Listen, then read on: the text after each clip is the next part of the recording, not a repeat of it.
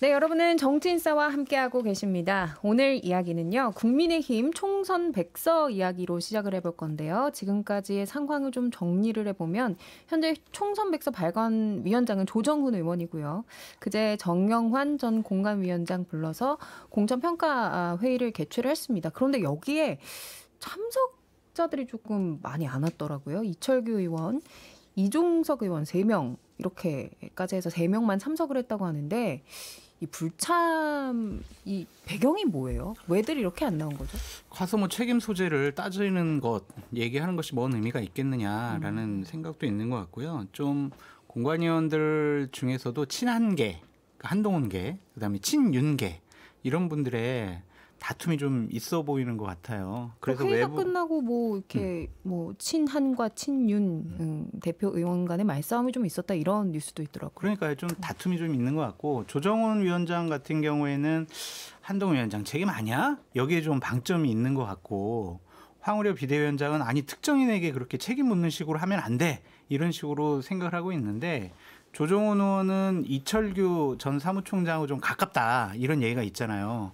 이철규 전 사무총장은 지금 한동훈 비대위원장은 지금 책임져야 될 사람이지 이런 전당대회 나가지고 당대표 해서는 안 된다. 이런 입장을 또 견지하고 있어가지고 그런 다툼이 있는 것 같고 우리가 뭐 얘기한다고 한들 여기에 뭐 잘 반영이 될까? 뭐 그런 생각도 있는 것 같고 서로 불신과 신뢰가 없는 부분에 대한 하나의 상징적인 장면이 아니냐라는 생각이 듭니다. 아니 백서 갖고 이럴 일이에요? 제가 안 그랬어요. 저한테 그러세요. 웃기지도 않아요. 그러니까 이 여의도에서 정치하는 사람들 보면 선거 끝나면 백서 늘 내거든요. 근데 이렇게 떠들썩하게 자기 장사하는 백서 하는 거 처음 봐요. 자기 그러니까 장사요? 저는 조정훈 의원이 자기 장사한다고 이런 것 때문에 좀 솔직히 꼴 보기 싫어서 안 간 것도 있다고 봐요. 친윤 친한도 있지만 그러니까, 자기 장사라는 말씀에 대해서 조금만 더 풀어서 말씀해 주시면. 전대 출마선도 있고 일단은 원래는 조정훈 의원이 한동훈 전 위원장하고도 처음엔 친한 것처럼 하면서 통화하고 얘기하고 소통한다고 해놓고 딱 선거 끝나자마자 당선되니까 한동훈 전 위원장을 책임론으로 해서 버리는 추세로 하면서 친윤계로 붙잖아요. 신윤이라고 하죠 요즘. 이제 친윤인가? 새로운 친윤이라고 하죠. 신윤.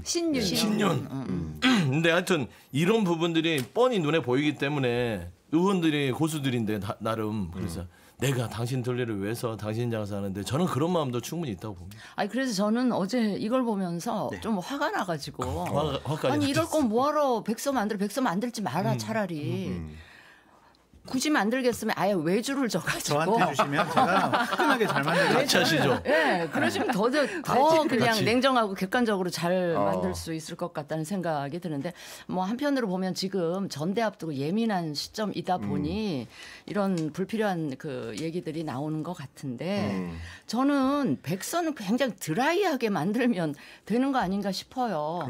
그 저기 왜 천목회가 뭐 밤샘하면서 몇 가지 페인을 그 내세웠다. 그러니까 또 갑자기 언론에서는 아니 주어가 빠졌네 이러면서 또 힐난을 하던데 아니 주어를 거기서 굳이 안 넣어도 주어가 다 눈에 보이잖아요. 맞습니다. 그렇게 생각하면 되고 거기 5가지 이외에 저는 몇 가지 추가될 게 있다고 봐요. 이 그 총선 선거 현장에서 지휘와 관련된 프레임이라든지 이조 심판 같은 프레임이라든지 원탑 그 선대위 체제로 치른 거라든지 그러니까 그런 거를 같이 집어넣어가지고 그 진짜 원인 위주로 뭐 사람이 누구인가는 각자 보는 사람들이 그냥 상상하게끔 하는 거고 아주 드라이하게 만들면 되는 거지 이걸 갖고 이렇게 싸울 일인가 싶어서 장 소장님이랑 저랑 몇 주 전에 이야기한 국민의힘 아직도 정신 못 차린다. 이 생각을 다시 한번 어제 했어요. 제가 이제 어제 그래서 백서를 가지고 그동안 정치권에서 어떤 논란이 있었는지를 한번 쭉 한 10여 년 정도로 이제 훑어봤는데 항상 그 같은 패턴이더라고요. 백서라는 게 이제 결국 이제 평가 보고서인데 선거 끝나고 나서 이제 평가 보고서를 낼 때 이긴 당은 백서를 냅니다. 근데 진 당은 못 내요. 패턴이 정해져 있더라고요. 싸우느라고 뭐. 네, 이긴 당은 진수희 의원이 말씀하신 것처럼 드라이하게 팩트 위주로만 잘 정리를 해도 어차피 이겼으니까 자연스럽게 받아들여지는데 예를 들면 이제 2017년 대선 끝나고 나서 그때 이제 민주당은 대선 백서를 냈는데 당시에 졌던 자유한국당은 못 냈습니다. 그것도 결국 이제 누가 백서를 담당할 것인지부터 논란이 되기 시작해가지고 그 안에 홍준표 책임론을 넣을 거냐 말 거냐, 뭐 이게 탄핵 책임론을 넣을 거냐 말 거냐 하다가 결국 흐지부지 돼 버렸거든요. 근데 2012년에도 그때 이제 대선 끝나고 민주당 같은 경우는 패배했기 때문에 백서를 한상진 교수한테 맡겼어요. 근데 맞아. 그때 좀 시끄러웠어요. 시끄러웠죠. 네, 네. 선임할 때부터 한상진 교수가 안철수계다 이래가지고 난리가 났고, 그리고 이제 평가 보고서를 이제 초안을 내놨는데 초안 보니까 이거 다 친노계한테 덮어 씌우려고 한다. 그래서 뭐 이게 음모다 뭐 이런 얘기가 나왔고, 그래서 이 백서를 반박하기 위해서 그 당시에 그 본부장을 지냈던 홍영표 의원이 비망록을 또 따로 내가지고 거기는 전부 이제 안철수 의원 때문에 졌다.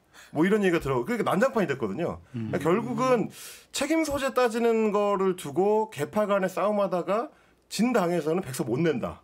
이 결론 쪽으로 가지 않을까. 그럼 맞아요. 이번에도 총선 백서 특위가 좀 그런 양상으로 그 갈 패턴으로 가는 것 거라고 같아요. 보시는 예. 거예요? 그러니까 민주당도 대선 끝나고 백서 안 냈잖아요. 기억하시죠? 대선 현역 좀 의원한테 받았으면 좋겠어요. 연구원에서 냈잖아요. 그 우리끼리 민주연구원. 보느라고. 살짝 내부용으로. 내부용으로. 공식 출가는 못했죠. 떠들지도 않았어요. 자, 그러니까 지금 이 국민의힘의 총선 백서가 이렇게 한동훈 위원장의 책임이냐, 윤석열 대통령의 책임이냐, 뭐 이런 것을 어떻게 실을 건가를 두고서 지금 조금 이제 방향키를 잘 못 잡는 것 같다. 이렇게 정리를 해봐야 될 것 같은데, 자, 그러면 이 총선 백서가 한 위원장의 출마 저지 의도로 작성되는 것 아니냐라고 이제 목소리를 내는 쪽에서는 어떤 근거로 이런 이야기를 자세하게 털어놓는 거예요? 그 주로 지금 얘기되는 게 일단은 첫 번째는 설문 내용을 가지고 이 이유를 잡더라고요. 여기에 이제 2조 심판론이라든지 한동훈 원탑 체제에 대한 어떤 평가 문항들이 이제 포함이 돼 있으니까 문항을 이렇게 설계한 것 자체가 한동훈 위원장한테 이제 책임을 들씌우려고 애초에 설계 구도 자체를 그렇게 만들었다라는 얘기를 하는 분들도 있고, 예. 그리고 지금 이제 백서단에서 계속 그 위원장들, 당협위원장들을 만나더라고요. 근데 이제 그 당협위원장들을 만나서 들은 얘기들을 보니까 대체로 한동훈 위원장한테 좀 불리한 얘기들을 해줄 만한 사람들을 만나고 다니지 않느냐. 뭐 이런 얘기를 하는 분들도 있고. 그러니까 조정훈 단장도 당내에서 봤을 때는 인재영입 위원으로서 이제 책임이 있는 사람인데 본인이 오히려 그런 책임을 한동훈 위원장 일인한테 뒤집어 씌워서 전당대회 출마를 막으려고 하는 거 아니냐라는 의심을 하는 이제 소위 친한계 인사들이 많이 있는 것 같더라고요. 그럼 인선이 잘못된 건가? 그 지금 메신저에 대한 문제 제기가 많이 또 있는 거예요. 그렇죠. 예, 예. 그러면 조정훈 그 당 의원을 특위위원장으로 정한 게 누군가요? 조정훈 이철규? 의원을 백사특위위원장으로 정한 게 누구냐 이런 저기 질문인 윤재원 거예요? 원내대표였나요? 그렇죠. 윤재원 그럴 수 원내대표죠. 있네. 알겠습니다. 그러니까 백서는요, 예. 뭐 누구 때문에 졌냐, 뭐 누구에게 책임을 돌려서는 안 돼요. 왜 그러한 일이 벌어졌는지 원인, 배경 이런 것부터 쭉 따져봐야지. 한동훈 잘못됐으니까 한동훈한테 책임론을 몰고 가기 위해서 여러 가지 작업들을 하는 것으로 인식이 되면요, 그 백서에 대한 공정성, 정당성 자체를 의심받을 수밖에 없습니다. 그래서 지금 나오는 상황들을 보면 국민의힘 백서가 나오더라도 상당히 논란만 불러일으키고 시끄러울 것만 같다. 근데 진정한 반성은 아닌 것 같아요. 조정훈 그 위원장이 보니까 나중에 정말 그 좀 이제 얍삽하다고 하면 좀 개인 평가니까 그래요. 처음에는 한동훈 전 위원장한테 이렇게 책임을 물 것처럼 설계가 됐다고 우리 햄하우스가 얘기했잖아요. 네. 그런 문항들이. 그러니까 왜 그걸 아냐면 보통 토끼를 잡을 때 덫 형식과 호랑이를 잡을 때 덫 형식이 달라요. 근데 덫을 놓는 것 자체가 딱 특정 대상이 있었던 것으로 보여요. 그런데 막 공격이 들어오니까 최근에 밝힌 게 윤석열 대통령과 한동훈 둘 다 책임이 있다. 예, 이게 조정훈 말이 위원장은 됩니까 그렇게 이게. 이야기를 이럴 것 같으면 뭐하러 이 난리를 했죠. 해요. 근데 조정훈 의원의 뭐 이런 말씀 좀 섭섭하실 수 있지만 기존의 정치 이력을 보면 계속 그렇게 이제 흘러오셔가지고 예, 처음에 시작할 때는 문재인 영입 인사로 시작을 하셨는데 알겠습니다. 그래서 자기 장사한다고 쭉 제가 얘기한 흘러오셔서. 겁니다. 네. 그러니까 안타깝습니다. 결국 그래서 이 이야기 끝에 궁금해지는 건 그래서 한동훈 전 비대위원장이 전당대회에 이제 등판을 하느냐, 언제쯤 그 등판을 공식화하느냐인 것 같아요. 그래서 이제 돌아오는 주에 과연 공식적인 어떤 입장이 있을 것이냐를 두고도 많은 관심을 갖고 있는데 어떻게들 보세요? 언제쯤 좀 입장이 나올까요? 룰 개정 보고 할 것 같아요. 룰 개정을 네. 보고. 이거 전대 스케줄하고 네. 저는 반대입니다. 반대라고? 저는 그 그렇게 하면 한동훈 안 출마를 된다고요? 반대하는 아니면 거 다른 반대하시는 아니 그냥 예측이시라고요? 저는 다른 생각입니다. 아, 예. 예, 예. 제가 말을 잘못했는데 그러니까 한동훈 전 위원장 같은 경우는 전대 룰이나 어떤 그런 거 전혀 고려 안 해도 되는 지금 상황이에요. 그럼 무조건 그냥 출마 선언을 할 것이다, 해야 한다 거대한 이렇게 분위기일 보시는 거예요? 거예요. 아마 현재 국민의힘에 지금 처한 상황은. 그러니까 유일하게 전대 룰에 영향을 받지 않는 사람이다. 그런 거. 저는 한동훈 전 위원장 그렇기 때문에 저는 어디를 보면 용산 볼 것 같아요. 용산이요. 그러니까 이 윤석열 대통령의 행보, 그다음에 전체적으로 바뀌느냐, 국정전환 기조, 그다음에 김건희 여사 배우자에 대한 어떤 그 수사의 개입부터 시작해서 계속해서 배우자 보위를 하는 그런 대통령은 남을 것이냐, 국민이냐 배우자냐 이런 선택에서 갈팡질팡하면서 배우자로 갈 때, 그때 각을 세울 때 난 뛰쳐나오겠다라는 지금 그런 그 상황을 보는 거예요. 저는 반대예요. 다른 게 아니야, 반대요. 유행인가요? 다른 거예요. 저 없을 때 유행 생긴 반대예요. 거예요?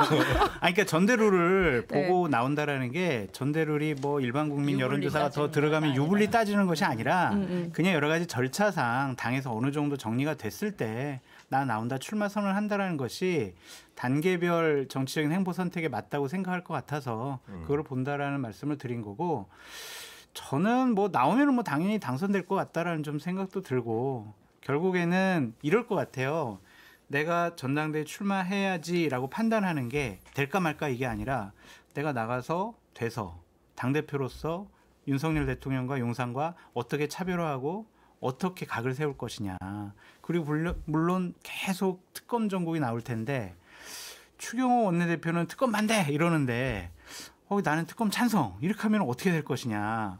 그리고 여러 가지 최고위원들은 친윤이 많이 당선될 것 같은데 내가 당대표로서 최고위원 4사람이 없으면 내가 당대표로서 리더와 권위의식을 제대로 행사할 수가 없다. 그래서 이런 여러 가지 상황들을 당대표가 되고 난 이후의 상황들을 좀 머릿속에 그려놓고 정리하고 난 다음에 룰 개정 세팅을 보고 출마 선언을 할 것 같다라는 게 저희 생각이에요. 근데 저는요 아직 한동훈 위원장이 아침에 일어나면 생각 다르고 또 저녁에 잠자리에 들면 좀 생각이 오락가락 아직은 할 것 같아요. 그러다 보니까 자꾸 이 사람 만나서 얘기 듣고 저 사람 만나서 얘기 듣고 사진 한 장 띄워보기도 하고 뭐 이러는 거 아닐까 싶은데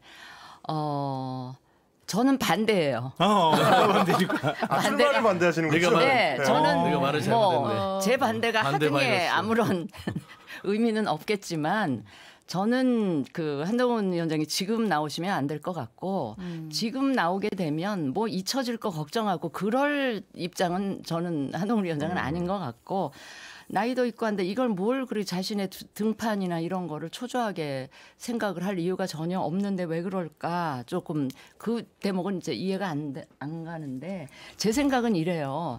정치도 상식에 맞아야 되는데 지금 한동훈 위원장이 이끌었던 뭐 책임의 경중이 어느 정도인지 관계없이 자신이 이끌고 총지휘했었던 총선에서 하여튼 결과가 참패로 났으면 당분간은 좀 그냥 계시는 게 저는 그게 상식이고 순리라고 생각을 하고 그래서 그렇기도 하고 이분이 이제 정치의 뜻을 세우고 앞으로 이제 뭐 대선 대권 도전까지 생각을 하고 계실 텐데 그렇다면 더더욱 저는 이 밑바닥에서부터 자기의 선거를 좀 체험도 해보고 국회도 경험해보고 이렇게 하는 게 맞다. 저는요 정치도 대단히 전문적인 영역이라고 생각을 해요. 그래서 그 경험과 그러니까 성공과 실패의 경험, 그로부터 생겨나는 노하우 이런 걸 갖고 당을 이끌어도 이끌고 정부를 이끌어도 이끌어야지 이런 정치적인 경험 전혀 없이 당을 이끈다던가 정부를 이끈다던가 하면 본인도 피곤하고 힘들고요.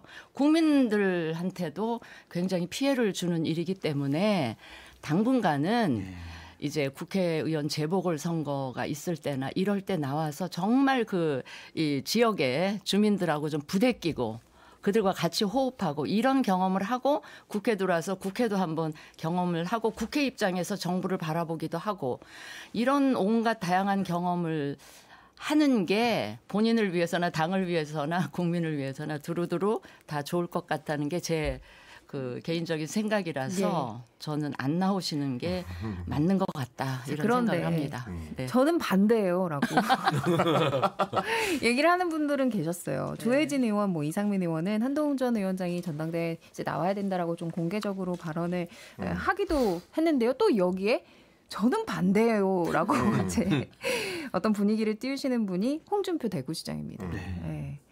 좀 이거 그냥 이분의 발언 그대로 제가 이야기를 할게요. 총선 말아먹은 애 이런 이제 표현까지 얼라라고 하셨는데. 표현했으면 더 리얼했지 않았어요? 아니 장 소장님이 지난주에 삼라만상에 다 참견하시는 분이니까 즐겨라 뭐 이렇게 표현을 하셨더라고요. 누구 보고 즐기라고 하신 거예요? 한동훈 그냥 저희 위원장이. 우리 평론가들 즐겨야 아 된다. 평론가들 네. 즐기라고. 예. 근데 한동훈 전 위원장 입장에서는 그렇게 썩 이렇게 유쾌하지만은 않을 것 제가 애라고요? 애라는 단어의 뜻을 아십니까? 오. 이재명 당대표에게 애라는 표현 써보셨습니까? 이렇게 좀 생각할 것 같다라는 좀 생각이 오, 들고 잘하시네. 저는 홍준표 시장께서 이렇게 얘기하는 이유는 두 가지라고 봐요. 하나는 윤석열 대통령 편들어주는 모습을 보여주고 싶다. 어차피 본인도 대선에 나가야 되는데 당내 경선 치러야 된다. 당원들은 윤석열 대통령 편을 많이 들어줄 것이다. 그럼 당원들의 마음을 사야 된다. 그럼 나 윤석열 대통령 편 들어줘야지. 그런데 지금 한동훈 비대위원장이랑 윤석열 대통령하고 여러 가지로 불편한 관계니까 윤석열 대통령 편 들어주는 거. 또 하나는 두 번째는 어쨌든 한동훈 비대위원장도 대권 출마하고 싶어 하잖아요. 차기 경쟁자에 대한 견제다. 저는 두 가지 이유라고 보여집니다.